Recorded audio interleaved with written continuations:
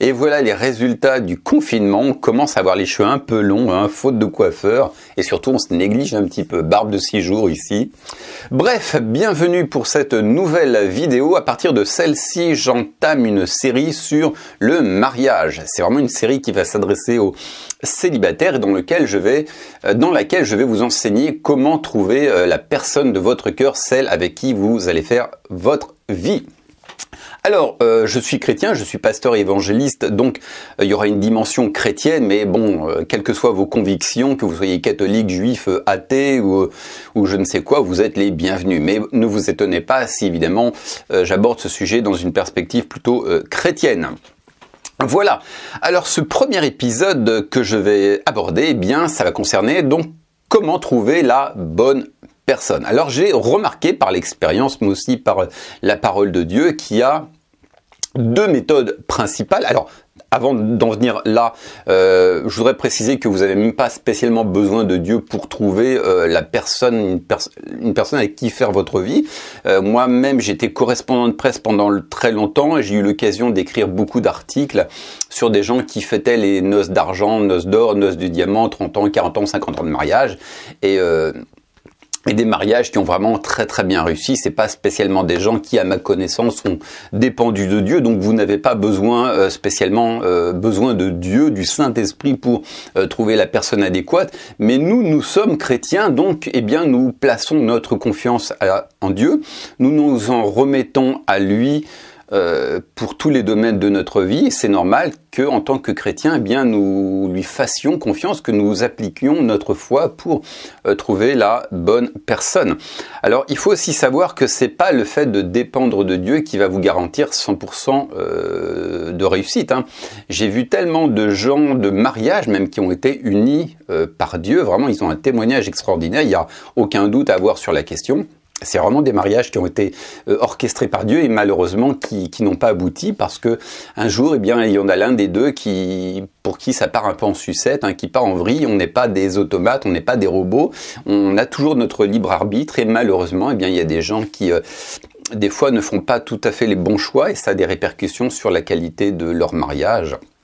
Donc voilà, c'est pas du 100%, mais du 100%, c'est pas parce que vous dépendez de Dieu, que Dieu lui-même va orchestrer ce mariage, que c'est forcément, ça va forcément se solder par un succès. De la même manière, il y a des mariages qui se sont faits sans Dieu, et ensuite les gens se sont convertis entre-temps, et ces mariages qui partaient un petit peu en vrille, eh bien le Seigneur en a fait des couples vraiment bénis, des couples qui marchaient vraiment.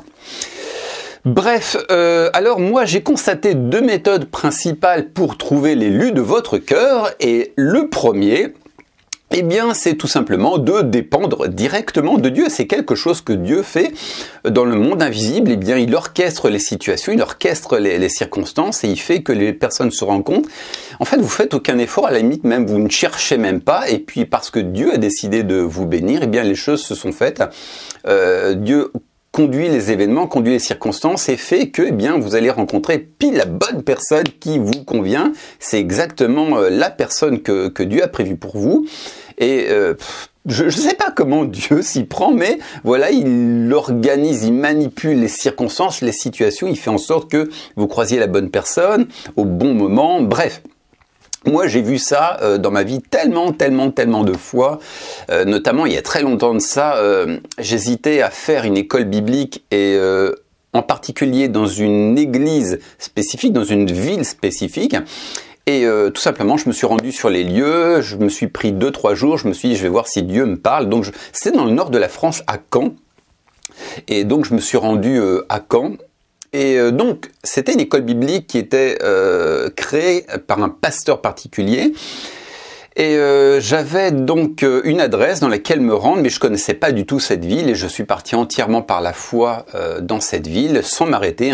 5 heures de route, j'ai dû faire une pause pipi, voilà, c'est tout. Mais sinon, j'ai vraiment tracé de ma ville jusqu'à Caen. Et faut savoir que Caen, eh bien, c'est quand même une ville qui est très grande. Hein.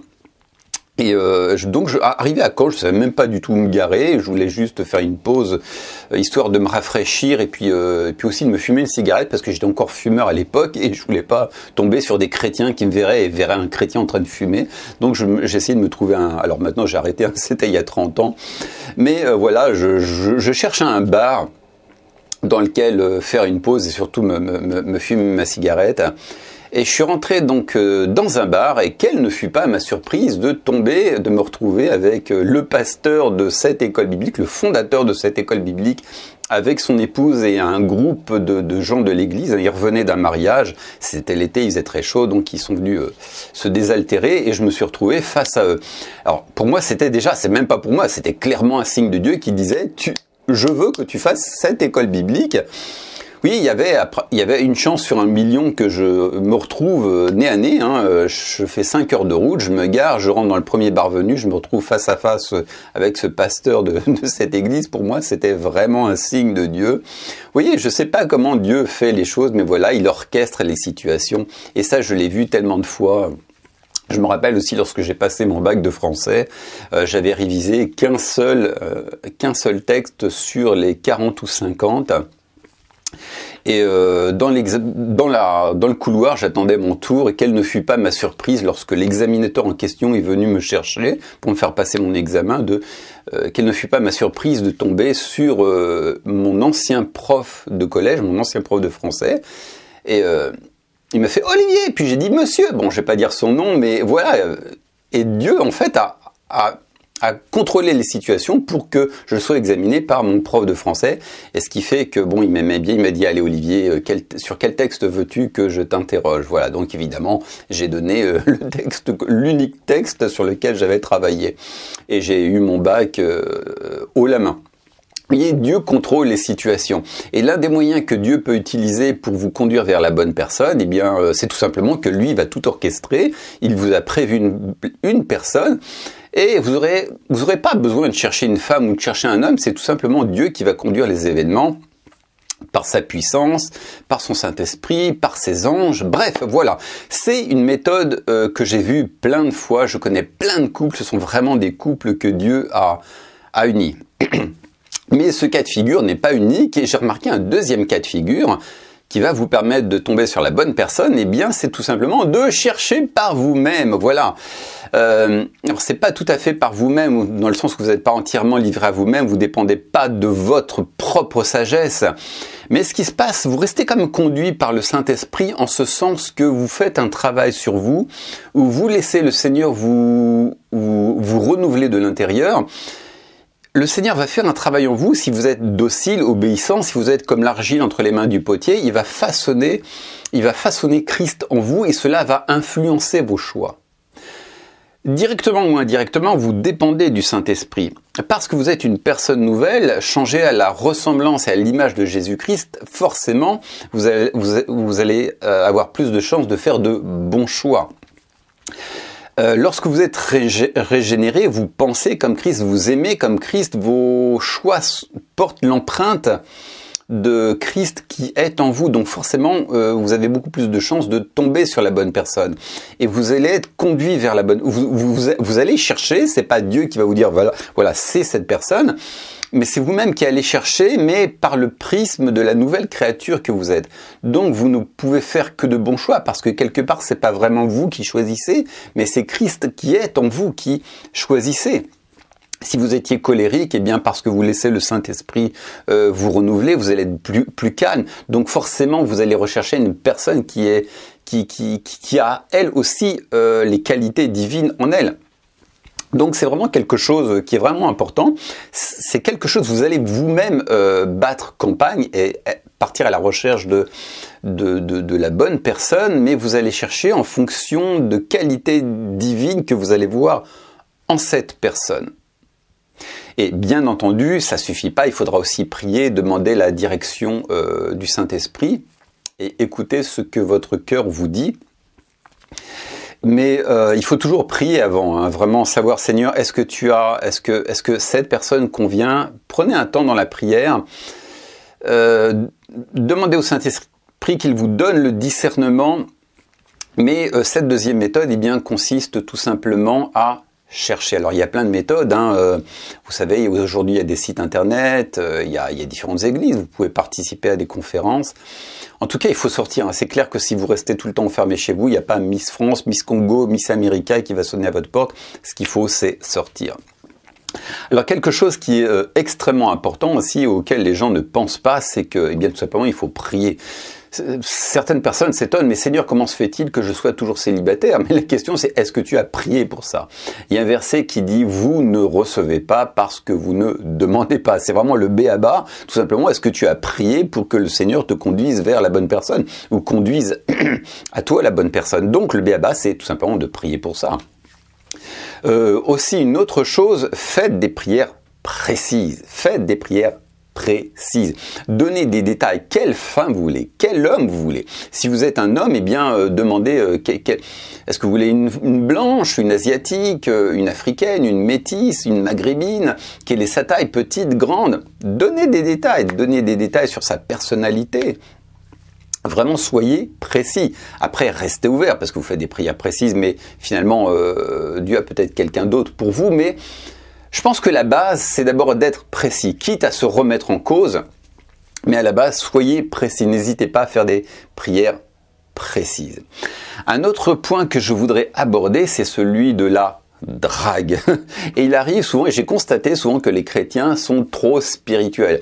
Ils veulent pas pécher, ils veulent pas faire ce qui est mal aux yeux de Dieu, et c'est une bonne chose, mais ils finissent par être déconnectés par rapport à leur nature humaine.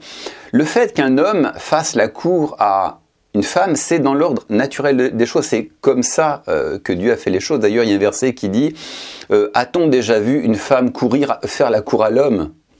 Donc, il n'y a pas de verset à proprement parler qui nous dise qu'on doit faire la cour à l'homme, mais implicitement ce verset nous le dit. Et d'une manière générale, de toute manière, c'est de bon sens.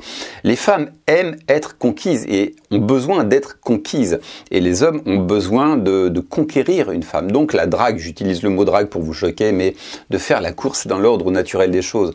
Et certaines personnes, eh bien, avancent en âge tout simplement parce qu'ils n'osent pas aborder des femmes. Donc il faut se prendre en main, mes amis, et ne pas hésiter à aller faire la cour à une femme. Alors, avec sagesse, avec intelligence, mais ça fait partie de notre nature humaine.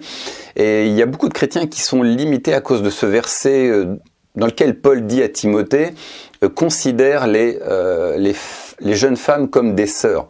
Alors, il faut savoir que Paul s'adresse à Timothée qui est un pasteur, et en tant que pasteur, fallait pas non plus qu'il ait une vue un petit peu spéciale des femmes. Il fallait qu'il les aborde en sa qualité de pasteur, non pas comme des femmes, mais évidemment comme des sœurs en sa qualité de pasteur. Mais le fait est qu'on ne peut pas toujours projeter une image, on ne peut pas non plus toujours avoir une perception trop spirituelle. Les femmes de votre église sont aussi potentiellement des épouses, des femmes à marier. Donc il y a souvent ce voile un petit peu trop spirituel. Je me rappelle, il y a très longtemps de ça, j'avais une sœur qui était dans une grande église suédoise, ils étaient 2000 personnes, et cette sœur, qui s'appelait Anne d'ailleurs, me disait, mais les gens de ce pays sont magnifiques, les femmes sont magnifiques, les hommes sont magnifiques, mais il y a beaucoup de célibataires dans cette église. Et un jour, leur pasteur leur a dit, mais quand vous croisez une femme dans les couloirs de l'église, retournez-vous. Évidemment, il ne faut pas devenir un espèce de gros dragueur graveleux, obsédé, mais c'est dans l'ordre naturel des choses de faire la cour à une femme, de tester, voir si cette personne vous convient, et puis de faire ce qu'il faut pour gagner son cœur. Voilà. Écoutez, c'est tout ce que je voulais partager avec vous, donc je fais le résumé, il y a deux méthodes. La première, c'est tout simplement de dépendre entièrement de Dieu, qui lui, en son temps, va orchestrer les situations, ou alors tout simplement de chercher par vous-même, mais cette fois-ci par le prisme de la nature régénérée que vous êtes. Alors faites attention aussi, surtout les femmes, ne vous laissez pas impressionner par la spiritualité apparente d'une personne. Moi j'ai vu tellement de femmes croiser des hommes qui au premier abord semblaient très spirituels, mais m'enseignaient, prêchaient la parole de Dieu, et en fin de compte étaient... et vivaient dans la duplicité en fin de compte. C'est des hommes qui avaient une vie totalement pleine de compromis, mais qui se sont laissés tromper par les apparences. J'ai aussi vu des hommes épouser une femme uniquement pour leur beauté, et la beauté n'est que passagère, puis c'est pas parce qu'une personne est jolie physiquement qu'elle est forcément jolie à l'intérieur. Donc ne vous laissez pas duper par les apparences, ne foncez pas, prenez votre temps. Mais en tout cas, je ne vais pas m'attarder sur cet enseignement, mais sachez qu'il y a deux méthodes. Donc il y a cette première méthode qui consiste à permettre à Dieu qu'il fasse tout. Alors, il va pas tout faire à votre place. Ensuite, vous aurez votre part à faire. Mais aussi cette méthode qui consiste tout simplement à chercher par vous-même, mais cette fois-ci conduit par le prisme d'une nature régénérée. Si Christ vit en vous, eh bien c'est Christ qui va faire des choix à votre place. Et vous chercherez une personne qui partage les mêmes valeurs. Voilà, c'est tout ce que je voulais partager avec vous. Et je vous donne rendez-vous pour une prochaine vidéo. Ciao!